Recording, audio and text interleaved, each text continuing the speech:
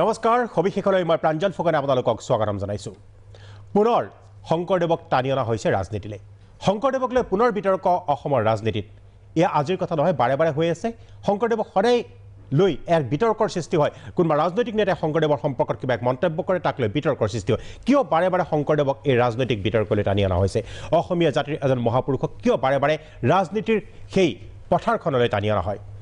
এবাৰ ঘটিল AIUDFৰ এখন সভাত বটদ্ৰবাত সেই সভাখন আমি বাতৰি আপোনালোকে দেখি আছে সেই সভাখনত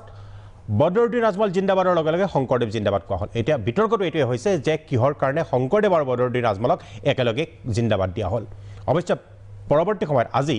AIUDFৰ প্ৰধান বদৰুদ্দিন আজমলে এই বিষয়টো লৈ তেওঁ ক্ষমা প্ৰাৰ্থনাও খুজিলে কিন্তু কথাটো হৈছে এই বিতৰ্ক কিয় শংকৰদেৱক কিয় ৰাজনৈতিক দলসমূহে এনেকুৱা কৰে আৰু এই সাম্প্ৰদায়িক ৰং দিবলৈ চেষ্টা কৰা হৈছে নি শংকৰদেৱক টানি আনি বা অসমৰ ৰাজনীতি নিৰ্বাচনৰ প্ৰাক মুহূৰ্তত এনেদৰে সাম্প্ৰদায়িক ৰূপ বা মেৰু বিভাজন ঘটিব নেকি অসমৰ ৰাজনীতিত এই বিষয়টো আমি আলোচনা কৰিম মই চিনাকি কৰি দিছোঁ আজি আমাৰ এই আলোচনালৈ কাক আমি আমন্ত্ৰণ কৰি আনিছোঁ ঋতুবৰণ শৰ্মা মোৰ কাষতে আছে তেখেত বিজেপিৰ মুখপাত্ৰ জেহৰুল ইছলাম তেখেত AIUDFৰ মুখপাত্ৰ আৰু আছে ৰাতুল কলিতা তেখেত কংগ্ৰেছৰ মুখপাত্ৰ আৰু অজিত শইকীয়া আমাৰ সংবাদদাতা মোৰ সতীৰ্থ সাংবাদিক অজিত শইকীয়া আছে বটদ্ৰবাত তাৰ পৰা তেখেতে জনাব বটদ্ৰবাত কি প্ৰতিক্ৰিয়াৰ সৃষ্টি হৈছে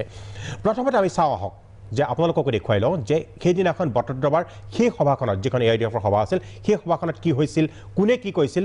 এই বিষয়টো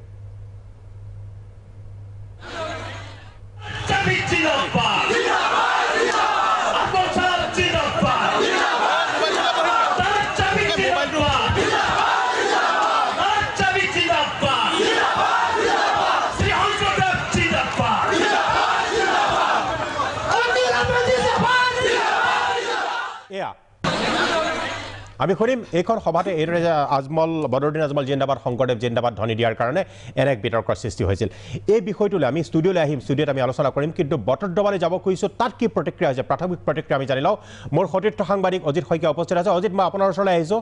তাত বটদ্ৰবাৰ সেই সত্ৰৰ ৰাইজে কি প্ৰতিক্ৰিয়া প্ৰকাশ কৰিছে বাৰে বাৰে শংকৰদেৱক ৰাজনীতিৰ এই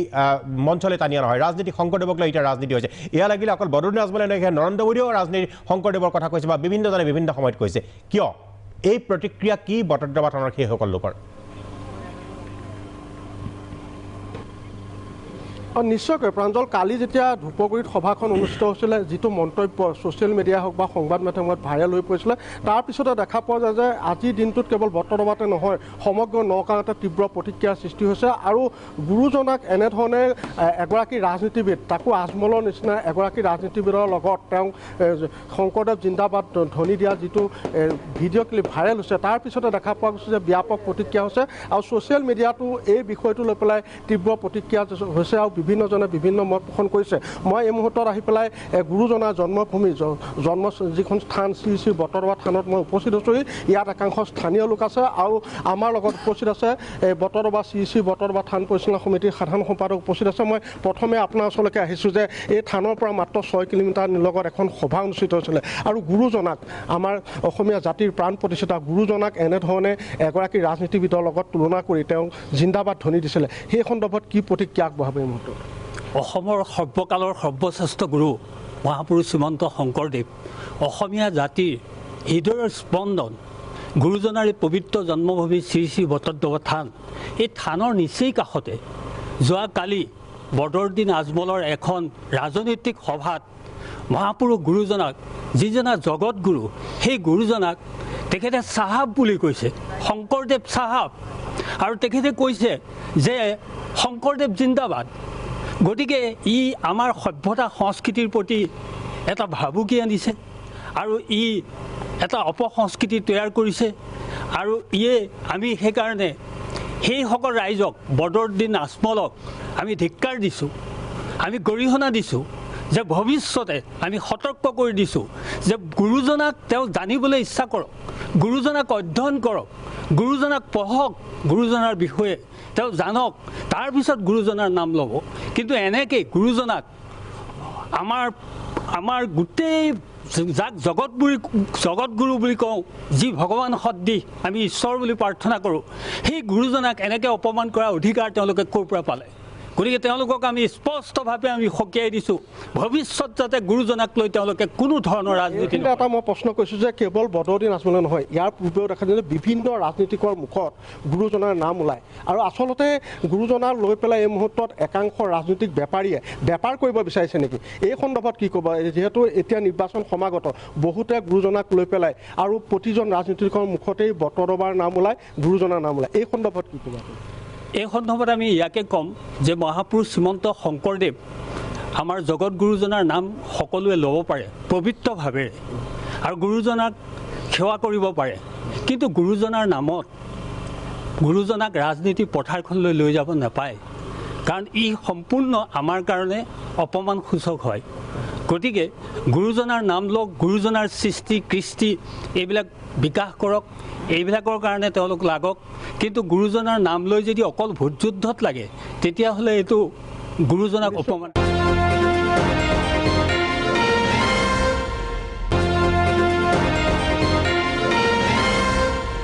আৰু একাংশ ভকত আছে, একেটা প্ৰশ্নকে যদি আপোনাক কৰোঁ, কি ক'ব এই মুহূৰ্তত? কি ক'ব এই মুহূৰ্তত? এই বছৰ আমি একমুখে মানে ধিক্কাৰ দিছোঁ। তেখেতসকলে যিটো মানে কালি অপমানসূচক বাক্য তেখেতসকলৰ মুখেদি ওলাইছে, তেখেতসকল মানে মানুহৰ ঠাইত একচুৱেলি নপৰে বুলি ক'ব লাগিব, তেখেত জনসংখ্যা হিচাপতহে আমি ধৰিবলৈ পোৱা যায়। কি প্ৰতিক্ৰিয়া আগবঢ়াব? আমাৰ সম্পাদক মহোদয়ে কোৱাৰ দৰে যদি গুৰুজনাক নাজানে তেওঁ গুৰুজনাৰ নামটো তেখেতৰ মুখত আহিব নালাগে আৰু জনা কথাবোৰৰহে মানুহে ক'ব লাগে। আজিকালি আমি শুনিবলৈ পাওঁ যিকোনো মানুহে যিকোনো কথা কৈ দিয়ে, মুখত যি আহে তেকেই কয় বুলি আমি ভাবোঁ। তেখেতসকলে কোনো ধৰণৰ তাৰ মানে পিছত কি হ'ব আগত কি হ'ব একো নাভাবে, কোনো ধৰণৰ তেখেতসকলৰ অধ্যয়ন নাই। আমাৰ তেনেকুৱা ধৰণৰে ভাৱ হয়। নিশ্চয়কৈ আৰু যথেষ্ট সংখ্যক লোক আছে, এগৰাকী শিক্ষক আছে, মই আপোনাৰ ওচৰতো আহিছোঁ, একেটা প্ৰশ্নকে যদি মই আপোনাক কৰোঁ, যথেষ্ট প্ৰতিক্ৰিয়াৰ সৃষ্টি হৈছে, বটদ্ৰৱাৰতো প্ৰতিক্ৰিয়া, কি ক'ব এই মুহূৰ্তত? হয়, ধন্যবাদ। মই কালি মিটিংখনত নিজেও উপস্থিত আছিলোঁ আৰু বদৰুদ্দিন আজমল চাহাবৰ মুখত বা লগৰবিলাকৰ মুখত যে শংকৰদেৱৰ ওপৰতে তেখেতে জয় দিছে আৰু শংকৰদেৱক চাহাব বুলি কৈছে। এইটো আচলতে তেওঁ এইটো ৰাজনৈতিক মুনাফা আদায়ৰ কাৰণে এনেধৰণে তেওঁক শংকৰদেৱক ব্যৱহাৰ কৰিব নালাগে। য'ত নেকি এজন আপোনালোকে জানে যে ধন্য নৰৱ তনুভাল লিখা আগতে এজন ইছলাম ধৰ্মী লোক মালিক চাহাবে মোক লগ পাওঁতে কৈছিলে যে মই বহুত কেইজন মহাপুৰুষৰ কথা উপন্যাস লিখিম বুলি ভাবিছিলোঁ, কিন্তু মই তাৰপিছত বিচাৰি পালোঁ যে সৰ্বগুণাকৰটো মোৰ গাতে লাগি আছে শংকৰদেৱ, আৰু তেখেতৰ ওপৰতে মই লিখি পেলাই মই নিজৰ জীৱনটো মই ধন্য বুলি ভাবিছোঁ। গতিকে সেই একেধৰণে যে আজমল চাহাবেও সেই একে ইছলাম ধৰ্মী মানুহ হৈ পেলাই তেখেতে এজন মহাপুৰুষক যদি সন্মান দিব নাজানে। গুৰুজনাৰ বিষয়ে তেওঁলোকে জ্ঞাত নহয় নেকি? অসমতে থাকে, তেওঁলোকে কি নাজানে নেকি গুৰুজনাৰ বিষয়ে? সেই বিষয়ে মই ক'ব বিচাৰিছোঁ যে তেওঁলোকে ৰাজনীতি কৰিব বিচাৰিছে, কিন্তু অসমখনক ষ্টাডি কৰা নাই। তেওঁ অসমক প্ৰতিনিধিত্ব কৰি পেলাই যাবৰ কাৰণে দিল্লী দৰবাৰো পাইছেগৈ আৰু অসমক প্ৰতিনিধিত্ব কৰিবৰ কাৰণে তেওঁ ওলাই গৈছে, কিন্তু অসমখনকে তেওঁ ষ্টাডি কৰা নাই। তেওঁলোকে ষ্টাডি কৰাৰ প্ৰয়োজন আছে। প্ৰথমতে তেওঁলোকে ষ্টাডি কৰি লওক, লৈ পেলাই তাৰপিছত নেতৃত্ব দি পেলাই অসমৰ হৈ পেলাই তেওঁলোকে কাম কৰিব। আৰু তাৰপিছত তেওঁ এতিয়া অসমবাসীৰ ওচৰতে মাপ চাইছে, আগেও তেওঁ মাপ চাইছে। তেওঁলোকৰ দলে তেওঁক এটা উপাধিও দিছিলে, উপাধি দিয়াৰ কাৰণে তেওঁ মাপ চাইছে। কাৰণ তেওঁলোকে যদি অসমবাসীক বা গুৰুজনাক যদি একে ধৰক অপদস্থ কৰি পেলাই কেৱল মাপ চায়, তেতিয়া ইয়াৰ পৰা কি বুজিম যে তেওঁ অসমখনৰ বিষয়ে বেছি জ্ঞাত নহয়। নিশ্চয়কৈ মই আপোনাৰ ওচৰত আহিছোঁ, কি ক'ব? সৰ্বকালৰ সৰ্বশ্ৰেষ্ঠ গুৰু মহাপুৰুষ শ্ৰীমন্ত শংকৰদেৱ এতিয়া আমি বিশ্বসভালৈ লৈ গৈছোঁ আৰু সেই সুযোগত কিছু সংখ্যক ৰাজনীতিকে ল'বলৈ লোৱা আমি দেখিবলৈ পাইছোঁ। আচলতে ৰাজনীতিক পথাৰখনলৈ আমাৰ গুৰুজনক নিয়াটো আমি পৰিহাস কৰিছোঁ আৰু গুৰুজনক আমি বিশ্ব দৰবাৰলৈ নিওঁ আৰু ধৰ্মীয় সভা বা অন্যান্য দিশত গুৰুজনৰ বিষয় লৈ চিন্তা চৰ্চা কৰক। আজি কৰোণাৰ সময়ত যি মহামাৰীৰ সৃষ্টি হ'ল, মাস্ক উলিয়ালে, কিন্তু আমাৰ গুৰুজনে আজিৰ পৰা 500 বছৰ আগতেই দেউৰীৰ মুখত মাস্ক দিছিলে। আজি চাওক, বিশ্লেষণ কৰক যে কৃষ্ণ সূৰ্য ভৈলন্ত উদিত নাম ধৰ্ম কৰিলা বিদিত। আজি অন্যান্য ধৰ্মগুৰুসকলক চাওক এটা দিশত আগবঢ়াই গৈছে, কিন্তু আমাৰ শংকৰ গুৰুৱে সৰ্বদিশত আগবঢ়াই নিছে গোটেই জাতিটোক তথা দেশখনক। আৰু তেওঁ ভাৰত ভ্ৰমণ কৰিছে দুবাৰকৈ আৰু লগৰ শিষ্য প্ৰশিষ্যসকলক লৈ পেলাই। এনেধৰণৰ মন্তব্য দিলে আমাৰ দৰে আমি ভক্তসকলে অন্তত দুখ পাওঁ। সকলো ৰাজনীতিককে আমি সকীয়াই দিছোঁ যে গুৰুজনক ৰাজনৈতিক পথাৰলৈ নিনিব আৰু ধৰ্মীয়ভাৱে যদি জানিবলৈ বিচাৰে আমাৰ শংকৰদেৱ গৱেষণা প্ৰতিষ্ঠান আছে, সকলো ধৰ্মৰ মানুহৰ কাৰণে খোলা আছে, তাত আহি শংকৰদেৱক জানক। ধন্যবাদ অজিত শইকীয়া, ধন্যবাদ জনাইছোঁ অজিত শইকীয়া। আমি বটদ্ৰৱাৰ পৰা আমি এইখিনি পালোঁ, ৰাইজৰ এই মতামত গম পালোঁ। তেখেতসকলে মন্তব্য কৰিলে কালি সভাখনক লৈ, কিন্তু কালিৰ সভাখন লৈ নহয়, বিভিন্ন সময়ত বিভিন্ন ৰাজনৈতিক নেতাই শংকৰদেৱক লৈ তেওঁলোকৰ ৰাজনৈতিক স্বাৰ্থত ব্যৱহাৰ কৰাৰ উদাহৰণ আছে, আমি সেইসমূহ দিম আৰু ইয়াকেই তেওঁলোকে গৰিহণা দিছে। এইখিনিতে আমি ল'ব খুজিছোঁ খন্তেক বিৰতিৰ পিছত এই বিষয়টোৰ ওপৰত আমাৰ তিনিটা ৰাজনৈতিক দলৰ তিনিগৰাকী মুখপাত্ৰ আমাৰ ষ্টুডিঅ'ত উপস্থিত আছে আমি তেখেতসকলৰ লগত আলোচনা কৰিম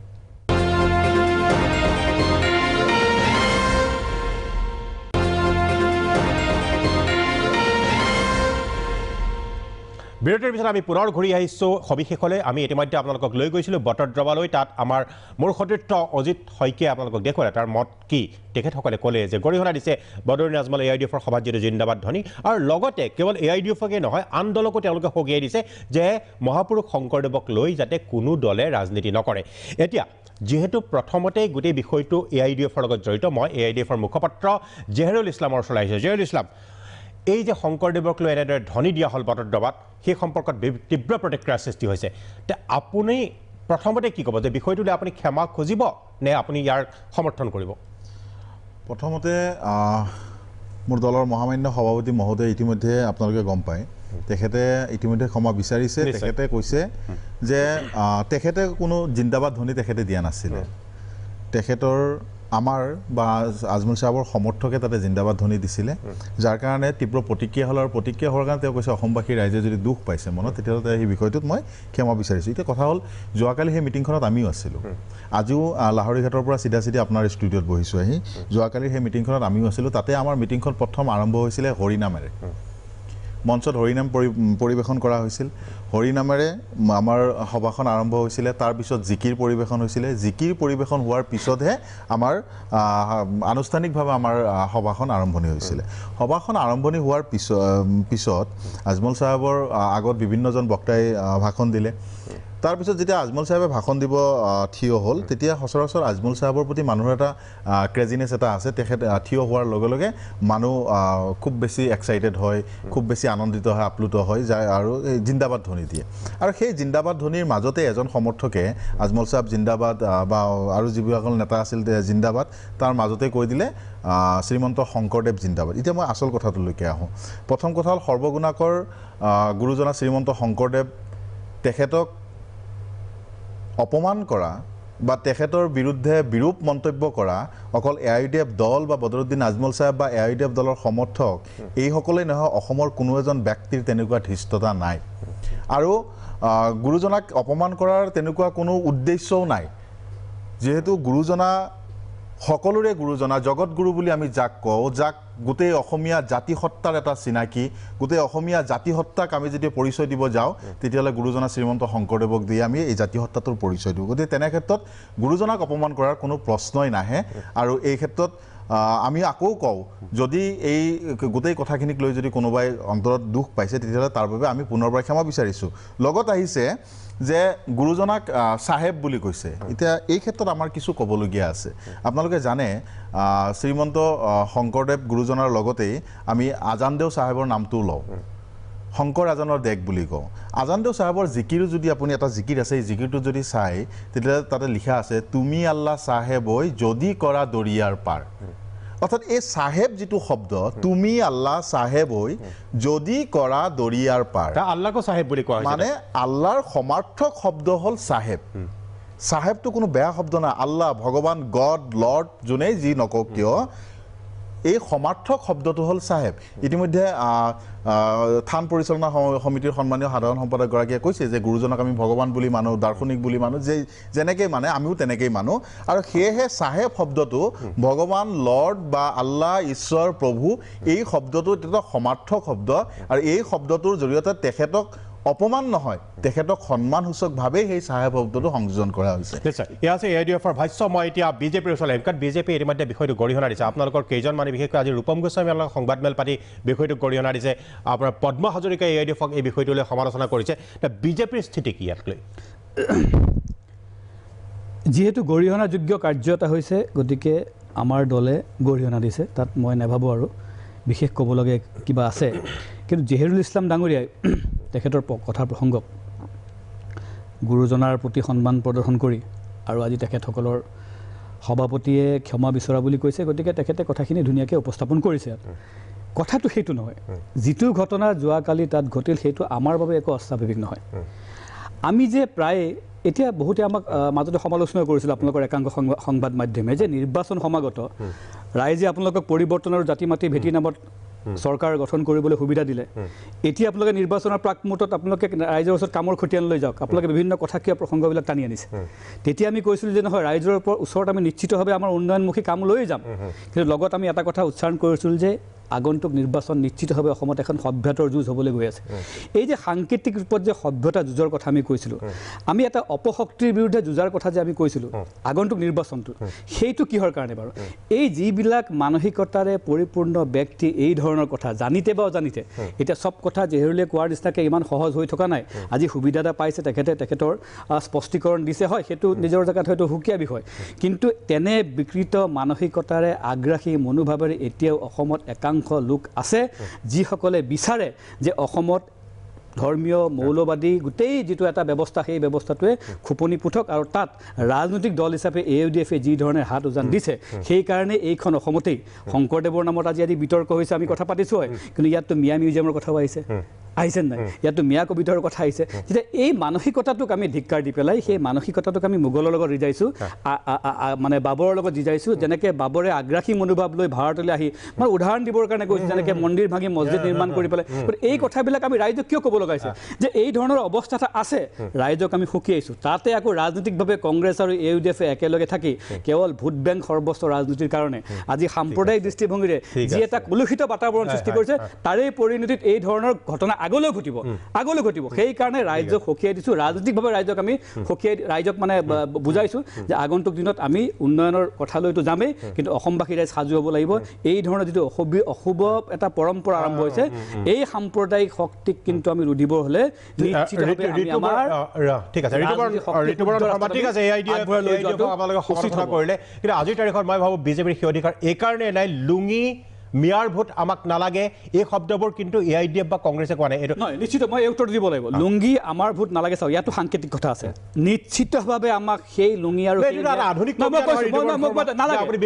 মই স্পষ্ট ভাষাত কওঁ শুনক মই স্পষ্ট মুছলমানৰ ভোট নালাগে বুলি আপোনালোকৰ ভোট নালাগে প্ৰাঞ্জল ফুকন ডাঙৰীয়া মই স্পষ্ট ভাষাত কওঁ এই লৈ পেলাই যাতে কোনো দ্বিধা থাকিব নালাগে ৰাইজৰ মনত আপুনি প্ৰশ্নটো উপস্থাপন কৰিছে আমাক লুংগিৰ ভোট নালাগে আমাক সেইসকল মুছলমানৰ ভোট নালাগে যিসকল মুছলমান ভাৰতত থাকে কিন্তু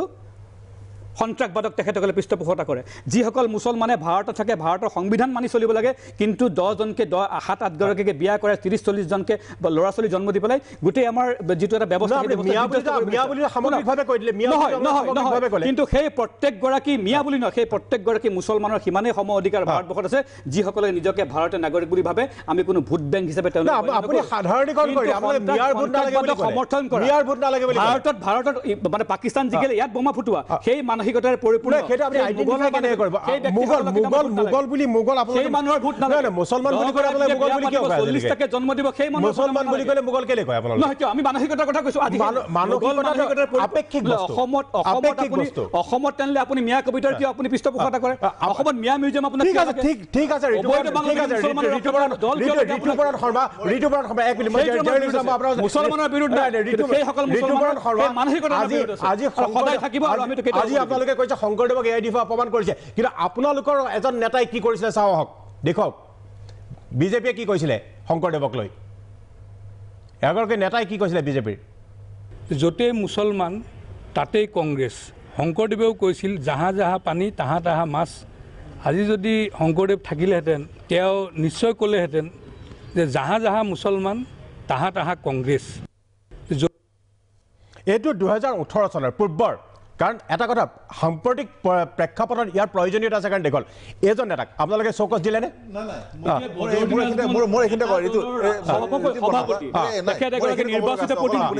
তেখেতে যিটো বক্তব্য দিছে সেই বক্তব্য এই বক্তব্য কিয় দিছে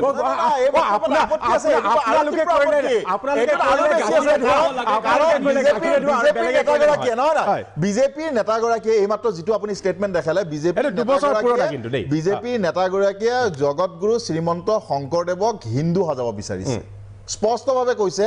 যদি শ্ৰীমন্ত শংকৰদেৱ জীয়াই থাকিলেহেঁতেন তেতিয়াহ'লে ক'লেহেঁতেন জাহা জাহা পানী তাহা তাহা কংগ্ৰেছ তাহা তাহা মুছলমান তাৰ মানে কি শ্ৰীমন্ত শংকৰদেৱে কেতিয়াবা হিন্দু মুছলমানৰ কথা কৈছে নেকি নাই কোৱা অথচ প্ৰিয় শিষ্যজন আছিল চান্দখাই এতিয়া কথাটো হ'ল এওঁলোকে এই বস্তুটো ইমান বেছি বিজেপিয়ে ইমান বেছি প্ৰতিক্ৰিয়া কৰাৰ মূল কাৰণটো আৰৰ কাহিনীটো মই কৈ আছোঁ যেতিয়াই দেখা পালে যে বটদ্ৰৱাত এই সভাখনত হাজাৰ হাজাৰ অগণন মানুহ আহিল আৰু বটদ্ৰৱাত আজিৰ তাৰিখত বিজেপিৰ যিজন বিধায়িকা আছে যেতিয়া দেখিলে যে বটদ্ৰৱা সমষ্টি 2021 চনত কোনো কাৰণত এই বিজেপিৰ পক্ষত নাহে তেতিয়াই বিজেপি এই গোটেই বিষয়টোক লৈ পেলাই তালাফাল লগাবৰ কাৰণে চেষ্টা কৰিছে এওঁলোকে কৈ আছে সভ্যতাৰ যুদ্ধৰ কথা আমি কৈছোঁ ঠিক আছে আপোনালোকে যিটো সভ্যতাৰ যুদ্ধৰ কথা কৈছে এই যুদ্ধখন আমি কৰিম আৰু আপোনালোকৰ এই যিটো চেলেঞ্জ এই যিটো যুদ্ধৰ যিটো চেলেঞ্জ এইটো আমি একচেপ্ট কৰিছোঁ সভ্যতাৰ যুদ্ধখন আমি কৰিম 2021 চনত সভ্যতাৰ এখন তুমুল যুদ্ধ হ'ব কিন্তু সেই সভ্যতা হ'ব নাগপুৰীয়া সভ্যতা আৰু লুইতপৰীয়া সভ্যতা বিজেপিৰ নাগপুৰীয়া সভ্যতাৰ লগত লুইতপৰীয়া সভ্যতাৰ তুমুল যুদ্ধ হ'ব আৰু এই যুদ্ধৰ জৰিয়তে নাগপুৰীয়া সভ্যতাক অসমৰ পৰা বিদায় দিবৰ কাৰণে প্ৰস্তুত 2021 চনত মহাযুদ্ধ বন্ধন আছে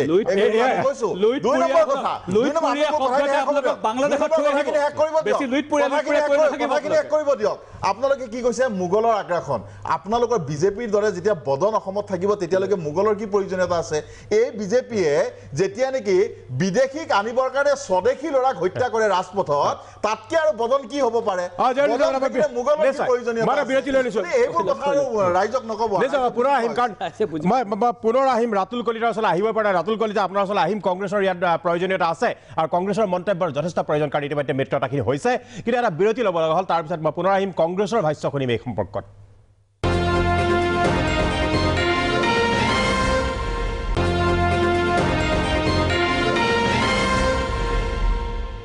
বিৰতিৰ পিছত আমি পুনৰ ঘূৰি আহিছোঁ সবিশেষলৈ মই এতিয়া কংগ্ৰেছৰ ওচৰলৈ গৈছোঁ কাৰণ বিতৰ্ক এনেকুৱা এটা পৰ্যায় পালেগৈ কংগ্ৰেছ আচলতে যিটো মিত্ৰজোঁটৰ এটা অংশীদাৰ দল মই কংগ্ৰেছক সুধিব খুজিছোঁ কংগ্ৰেছৰ মুখপাত্ৰ ৰাতুল কলিতা আমাৰ মাজত আছে যে বিশেষকৈ এনেকুৱাবোৰ কথা যিহেতু সাম্প্ৰদায়িক ৰাজনীতিৰ এটা ঢৌ হৈছে অসমত এই ক্ষেত্ৰত আপোনালোকে কেতিয়াবা অনুভৱ কৰে নেকি যে AIUDFৰ লগত মিত্ৰতাই আপোনালোকক কিছু হিতে বিপৰীত ফল দিব বুলি চাওক নহয় মই প্ৰথমতে ক'ম শংকৰদেৱ আৰু মাধৱদেৱ এই দুই মণিকাঞ্চনে অসমীয়া জাতিক প্ৰাণ দিছিল আৰু গোটেই জাতি ধৰ্ম বৰ্ণ নিৰ্বিশেষে মানে সৰ্বস্তৰৰ ৰাইজক লৈ শংকৰদেৱ গুৰুজনাই মানে এক সুস্থ শান্তি সম্প্ৰীতিৰ এখন অসম গঢ়াৰ যিটো মহাপ্ৰয়াস কৰিছিল সেই আদৰ্শৰে আমি বাট বুলিব লাগিব বা অসমীয়া জাতিয়ে বাট বুলি আহিছে কাৰণে আজি আমি এইখিনি ষ্টেজ পাইছোঁ কিন্তু আপুনি যে শেহতীয়াকৈ 2016 চনত যেতিয়া বিজেপি চৰকাৰ আহিল তেতিয়াৰ পৰা এনেকুৱা এটা মানে সাম্প্ৰদায়িক অস্থিৰতাৰ সৃষ্টি হ'ল যাৰ ফলত আজি আপুনি এইটো কথা নহয় এখেতসকলে আজি যিটো যোৱাকালি হৈ গ'ল সেইখিনি ঘটনাৰ কাৰণে তেখেতসকলে নিজৰ দায়িত্ব স্বীকাৰ কৰি তেখেতসকলে ক্ষমা প্ৰাৰ্থনা বিচাৰিছে কিন্তু আপুনি যে 16ৰ পৰা যদি একেদৰে চাই দৰঙত ৰামদেৱৰ এজন শিষ্য সতীনাথ বাৰাল আহিছিলে যোগ শিবিৰত তেখেতে আহি তিনিটা ডাঙৰ কথা কৈছিলে এটা কৈছিল শংকৰদেৱ ডাঙৰ পণ্ডিত নহয় তেওঁ কৈছিল নামঘৰত মূৰ্খহে মিঠাতেলৰ চাকি জ্বলায় আৰু কীৰ্তন নামঘৰত একো ভাল কথা নাই তাৰ পিছত আপুনি যে সমগ্ৰ অসমত মানে একদম এটা হুলস্থুল পৰিস্থিতিৰ সৃষ্টি হৈছিল পতঞ্জলিৰ মানুহজন হয় পতঞ্জলি মানুহজন বটদ্ৰৱা হওক শুৱালকুছি হওক বা এনে অন্যান্য অসমৰ মিৰ্জাতে হওক অসমৰ বহুত বিজেপি প্ৰতিবাদ কৰিছিলে সেইটো সময়ত বিষয় বিজেপি প্ৰতিবাদ কৰা নাই কিন্তু সমগ্ৰ থানাত গোচৰ দিছে গোচৰ দিয়াৰ পিছত কিন্তু সতীনাথ বাৰালদেৱক কিন্তু তেওঁৰ এগেইনষ্টত একো একশ্যন লোৱা নহ'ল তাৰপিছতে আপুনি যদি চাই আজি চাহেব বুলি কওঁতে যদি তেখেতসকলৰ গাত লাগিছে ঠিক আছে আমিও কৈছোঁ তেখেতসকলে কিন্তু বাবা বুলি কৈ থৈ দিছে ৰামদেৱেও কৈছে যে আমাৰ কি বুলি কয় শংকৰদেৱজী মহাৰাজজী মানে এনেকুৱাকৈ তেখেতসকলে কিন্তু শংকৰদেৱক প্ৰতি ক্ষেত্ৰতে শংকৰদেৱক গুৰুজনাক তেখেতসকলে ৰাজনীতিৰ পথাৰলৈ আনি আছিলে আৰু তেখেতসকলৰ মাজৰ পৰাই যদি কোনোবাই যে শংকৰদেৱক গুৰুজনাক অপমান কৰিছে তেখেতসকলে কিন্তু তেতিয়া নিমাত থাকে আজি তেখেতসকলে যেনেকৈ প্ৰেছ মিট দিছে তেতিয়া যদি প্ৰেছ মিট দিলে হয় তেতিয়া যদি তেখেতে সতীনাথ বাৰালৰ এগেইনষ্টে কিবা এটা কথা ক'লে বা ৰামদেৱৰ কথা এগেইনষ্টে ক'লে নতুবা যদি তেখেতৰ ইমানে সাহস আছিল তেখেতলোকে যদি গুৰুজনাক ইমানে শ্ৰদ্ধা কৰে অমিত শ্বাহ ডাঙৰীয়া যিদিনা তেখেতসকলক কৈছিল যে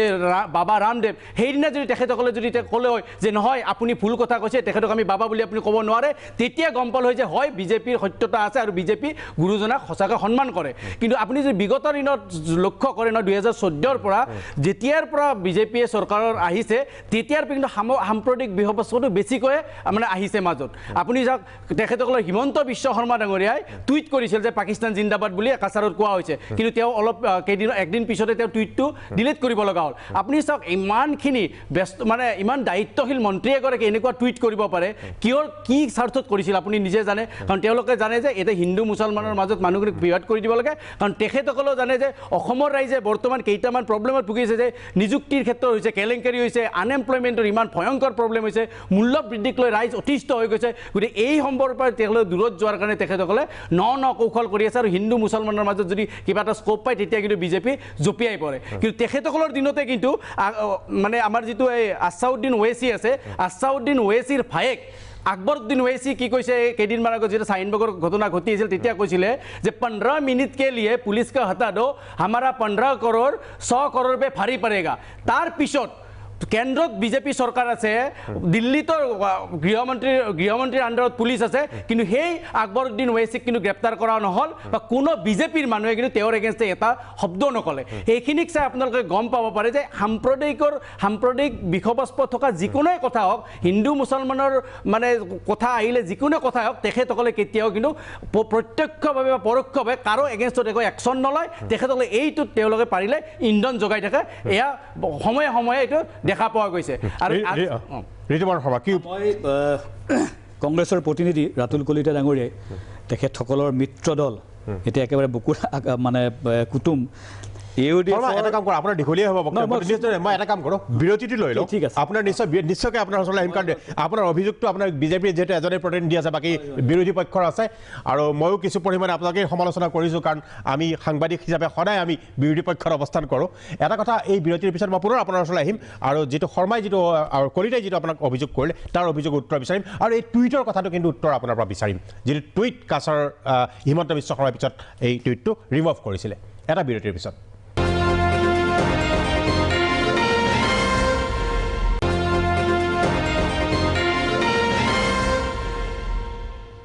বিৰতিৰ পিছত আমি পুনৰ ঘূৰি আহিছোঁ সবিশেষলৈ ইতিমধ্যে এই সাম্প্ৰদায়িক ৰাজনীতিৰ যিটো প্ৰসংগ আমি উত্থাপন কৰিছিলোঁ সেই সম্পৰ্কত কংগ্ৰেছৰ ৰাতুল কলিতাই ক'লে যে ইতিমধ্যে হিমন্ত বিশ্ব শৰ্মাই যিটো টুইট কৰিছিলে এটা সময়ত আল্লাহু আকবৰে তেনেকুৱা এটা কোৱাৰ কথা পাকিস্তান জিন্দাবাদ কৈছিলে সেই কথাটো কোৱা লৈ পেলাই এটা হিমন্ত বিশ্ব শৰ্মাৰ টুইট বা সেই বিতৰ্কিত ভিডিঅ'টোৰ প্ৰসংগ উত্থাপন কৰিছে আৰু সাম্প্ৰদায়িক বিষয়বস্তুক বিয়পোৱাক লৈ বিজেপিক প্ৰত্যক্ষভাৱে আক্ৰমণ কংগ্ৰেছৰ এতিয়া নিশ্চয় আমি এই ক্ষেত্ৰত ঋতুপৰণ শৰ্মাৰ প্ৰতিক্ৰিয়া জানিব লাগিব কংগ্ৰেছৰ প্ৰতিনিধি ৰাতুল কলিতা ডাঙৰীয়াই যোৱাকালি বদৰুদ্দিন আজমল ডাঙৰীয়াৰ নিৰ্বাচনী সভাত মই ৰাজনীতি আৰু নিৰ্বাচনী সভা বুলি কৈছোঁ যিহেতু তেখেত দলটোৰ মুৰব্বী সেই সভাত বদৰুদ্দিন আজমল জিন্দাবাদ লগত শংকৰদেৱ জিন্দাবাদ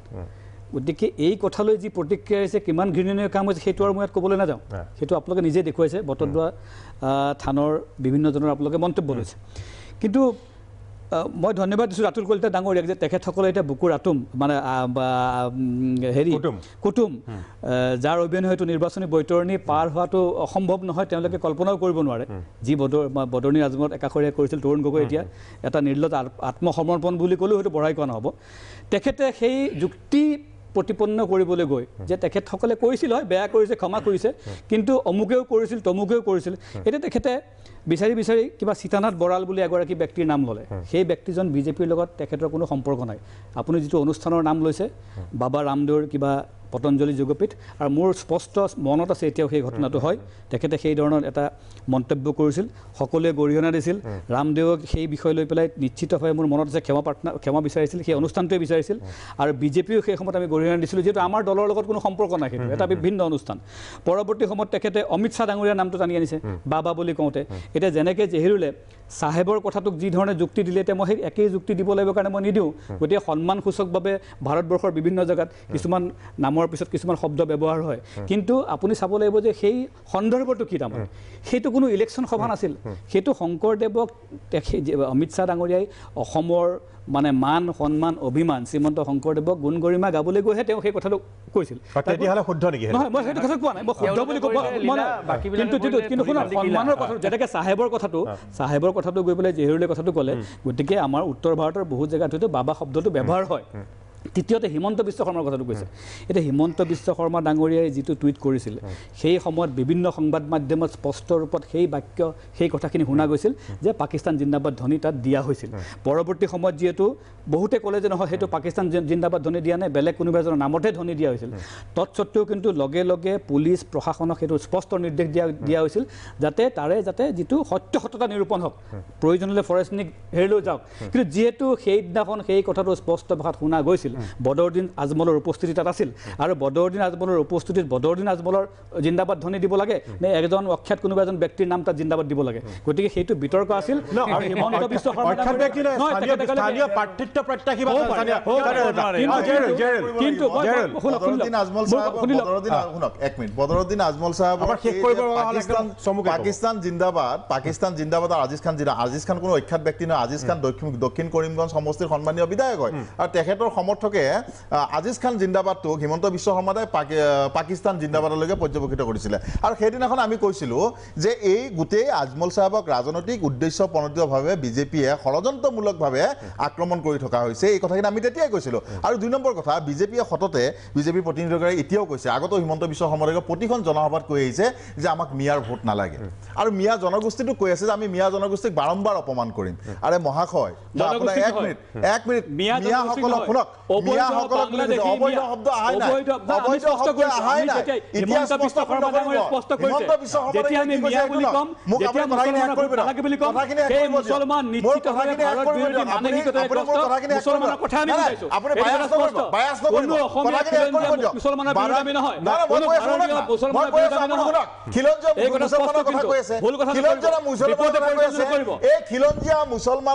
খিলঞ্জীয়া মুছলমানৰ পূৰ্বপুৰুষ পুৰোধা ব্যক্তি আজানদেও চাহেবক আপোনাৰ দলৰ বিধায়ক শিলাদিত্যদেৱে বিদেশী বুলি কৈছিল নে নাই মনত আছে আপোনাৰ সৈয়দ আব্দুল মালিক তেতিয়াহ'লে সেইদিনাখন এতিয়া মই আকৌ কথাবোৰ ক'লে আকৌ বিতৰ্কলৈকে টানি লৈ যাব বিদেশী বুলি ক'লে বিদেশৰ পৰা অহা বুলি আপুনিতো একেখিনি কথাই ক'লে না সেইদিনাখন তেতিয়াহ'লে আহোমৰ কথা ক'লে আপোনালোকে কিয় জ্বলি উঠিছিলে কিয় একেকাৰ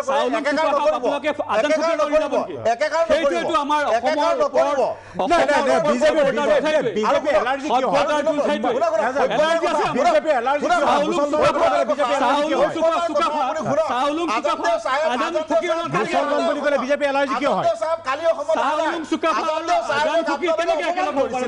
আপোনাৰ বিজেপিৰ বিধায়ক সৈয়দ আব্দুল মালিক অপমান কৰিছে কোনখন মুখেৰে খিলঞ্জীয়াৰ কথা কয় আপোনালোকে কথা কয় আৰু মিয়া জনগোষ্ঠীয়ে আপোনালোকক উপজাতি ভোট দিব যোৱা নাই আৰু আপোনালোকে যে বাৰম্বাৰ কৈ থাকে মিয়া জনগোষ্ঠীক অপমান কৰিম মিয়া জনগোষ্ঠী কোনো মন্দিৰত টিলিঙা নহয় বা দৰ্জা দলমাই থোৱা টিলিঙা নহয় যে বিজেপিয়ে যেতিয়া ইচ্ছা তেতিয়া বজাব আৰু এটা কথা শুনিল এই যি মিয়া জনগোষ্ঠীক বাৰে বাৰে অপমান কৰে নহয় যেতিয়া 83 চনৰ আন্দোলন হৈছিলে এই 83 চনৰ আন্দোলনৰ সময়ত গোটেই অসমৰ যেতিয়া সত্ৰসমূহক যেতিয়া পৰিকল্পিতভাৱে কোনোবাই আক্ৰমণ কৰিবলৈ তাৰ গোটেই অপবাদটো মুছলমান জনগোষ্ঠীৰ ওপৰত দিব বিচাৰিছিলে তেতিয়া এই মিয়াসকলে অসমৰ প্ৰতিখন সত্ৰক পহৰা দি এই দুষ্কৃতিকাৰী কবলৰ পৰা সত্ৰ ৰক্ষা কৰিছে এই ইতিহাসবোৰ আৰু শিকিব মিয়া জনগোষ্ঠীক যিমানে অত্যাচাৰ নকৰক কিয় যিমানে অপমান নকৰক কিয় গালি পাৰি মিয়া জনগোষ্ঠীক গালি পাৰি আপোনালোকে বিস্ফোৰক চৰকাৰ বনাব পাৰিব কিন্তু বৃহত্তৰ অসমীয়া জাতি কেতিয়াও বনাব নোৱাৰে এই কথাটো মই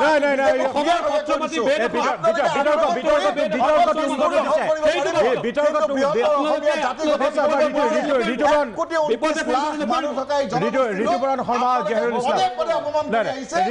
বিজেপিক ক'ব বিচাৰিছো অপমান কৰা ধৃষ্টতা নকৰিব এই জনগোষ্ঠীটোৰ কোনো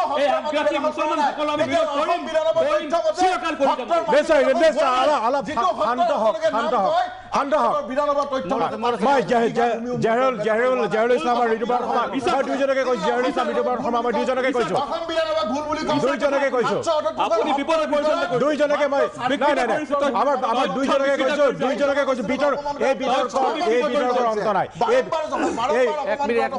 এই বিতৰ্কৰ অন্ত নাই কিন্তু এটা কথা ৰাজনৈতিক ক্ষেত্ৰখনত এনেকুৱা ধৰণৰ সাম্প্ৰদায়িক বিষবাস্প বিয়পাই দিয়া হৈছে আৰু বিষবাস্পই অতি সমাজখনক অতি বেয়াৰ পৰ্যায়লৈ লৈ যাব কিন্তু মই কংগ্ৰেছৰ ওচৰলৈ যাব লাগিছিল কিন্তু এতিয়া একদম সময় শেষ হয় আৰু এটা ৱৰ্ড ক'লো আমাৰ সময় শেষ হৈ আহিল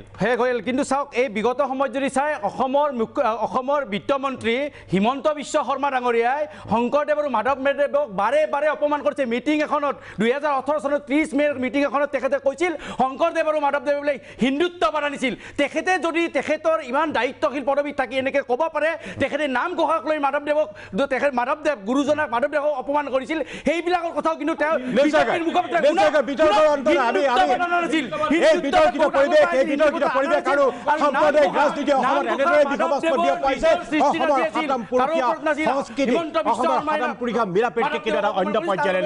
ৰাজনীতিত ই অতি অসমনীয়া কথা বিতৰ্ক তুংগত পাইছেগৈ কিন্তু নিৰ্বাচনৰ সময়ত এই বিতৰ্ক আৰু বেয়া পৰ্যায়লৈ যাব কিন্তু এই ক্ষেত্ৰত মই একো মন্তব্য কৰিব নোখোজো অসমৰ ৰাইজৰ হাতলৈ ইয়াৰ সিদ্ধান্ত এৰি দিছোঁ কাৰণ ৰাইজ সজাগ ৰাইজ সচেতন সকলোকে ধন্যবাদ জনাই আজিলৈ সবিশেষ ইমানতে সামৰিছোঁ নমস্কাৰ